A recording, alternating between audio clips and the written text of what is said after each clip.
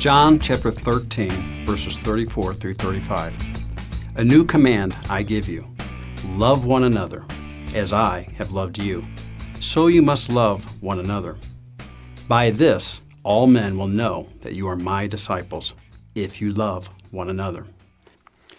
Many say that Jesus, his Hebrew name Yeshua, was actually giving his disciples a new command here. Was that the case? Or was he simply expounding on a command that already existed? But it was simply the first time that he was expounding on it to his disciples.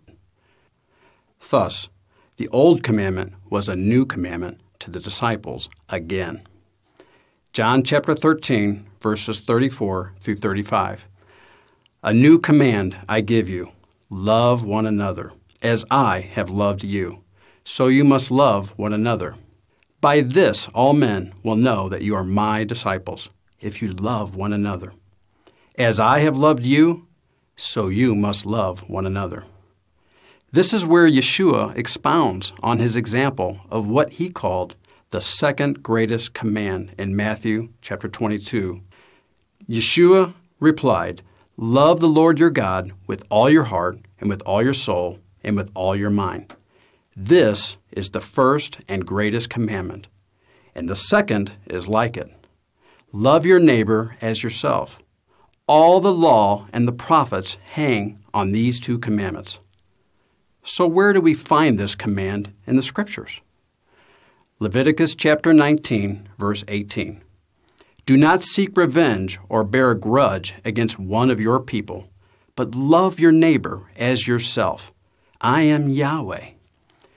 So, was Yeshua giving a new command? Of course not. It's right there in Leviticus. If we say that Yeshua was giving a new command, then we are making him to be a sinner, because that means he's adding to the Word of God. For the Word says, Deuteronomy chapter 4, verse 2, do not add to what I command you, and do not subtract from it, but keep the commands of Yahweh, your God, that I give you. Saying that Yeshua was giving a new command is declaring him a sinner, for he would have been adding something new. However, the command already existed in Leviticus. He was simply expounding on something for the first time to the disciples. A quick example would be this. Let's say you're a first-grade teacher. Halfway into the school year, you say, "Okay, class, today I'm teaching you a new element to math. It's called multiplication." Now, is multiplication new? Of course not. However, it's new to the class. Likewise, Yeshua wasn't giving something new to his disciples. He was simply giving them an old lesson for the first time and showing them the example and how he lived it out for them. So then, is your Messiah a sinner or a great teacher of the eternal Word of God? Just a thought.